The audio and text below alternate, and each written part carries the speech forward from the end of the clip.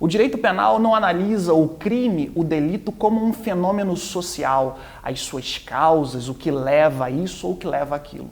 Na verdade, o direito penal analisa o crime como um fenômeno jurídico, entendendo como que o direito trata essas situações delitivas, quais são as consequências, como elas são enxergadas, como o Estado deve proceder, de que maneira é que a lei é aplicada a um ou outro indivíduo.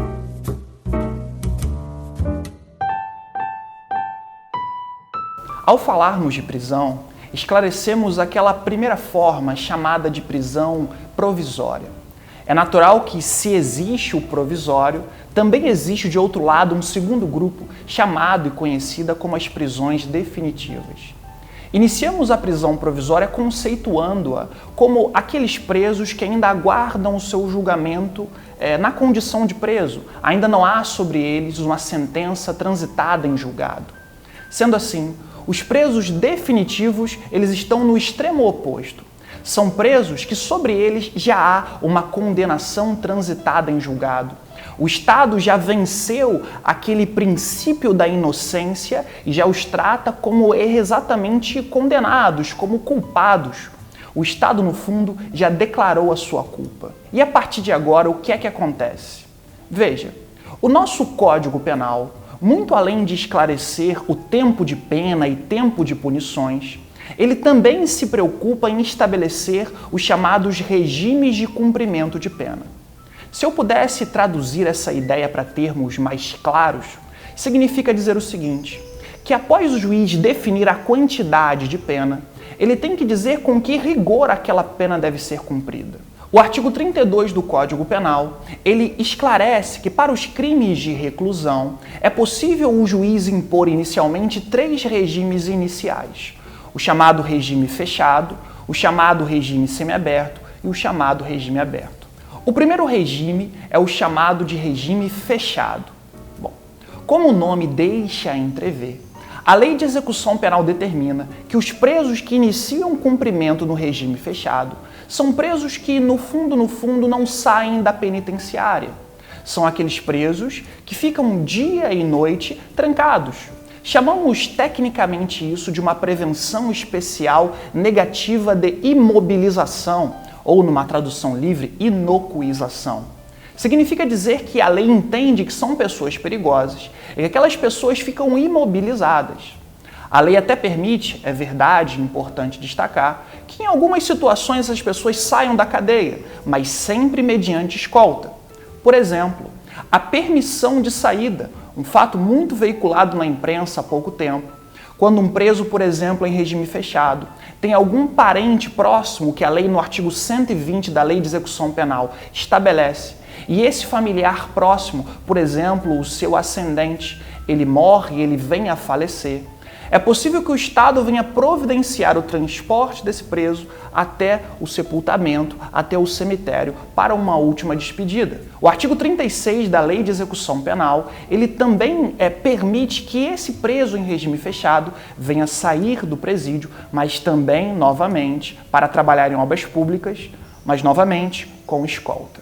Um segundo regime que existe, e esse é objeto de muitas dúvidas, é importante esclarecê-las nesse momento, é o chamado regime semiaberto de cumprimento de pena. Se no fechado a principal característica era o fato de que aquele preso ele ou fica dentro da penitenciária ou sai apenas mediante escolta, aqui nós já temos uma mudança. O Estado entende que, politicamente, é bom você ir soltando o preso aos poucos.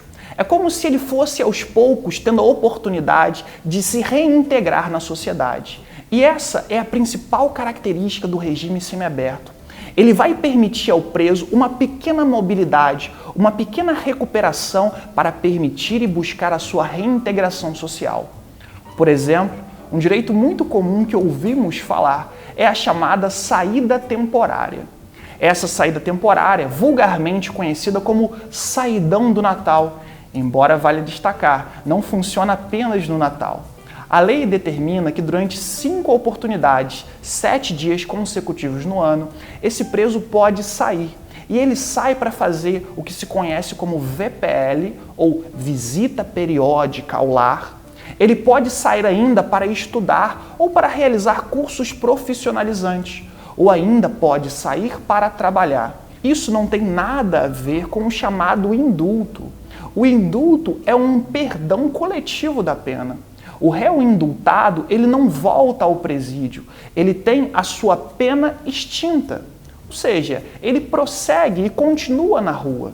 E esse indulto, geralmente, ele é veiculado através de um decreto presidencial. E o presidente fixa os requisitos para esse indulto. É como se falasse o seguinte: olha, os presos que se enquadram nessas condições terão a sua pena perdoada. Percebam aqui que o indulto é algo completamente distinto da saída temporária dos presos do semiaberto. Lá, eles devem sair e voltar ao final do período estipulado pelo juiz da execução penal. Enquanto no indulto, são presos que têm a sua pena perdoada e que, por isso, não têm mais o compromisso de retornar ao presídio. Um último regime de cumprimento de pena é o chamado regime aberto. É natural, então, que o regime aberto seja um passo decisivo na liberdade desse preso. A Lei de Execução Penal diz que o regime aberto deve ser cumprido em um local específico, e esse local é chamado tecnicamente de casa de albergado. Bom, essa casa de albergado, diz a lei, ela deve ser caracterizada por ausência de obstáculos físicos. Veja só que interessante. Porque lá no Código Penal, a lei diz que o regime aberto ele se baseia em um senso de autorresponsabilidade e disciplina.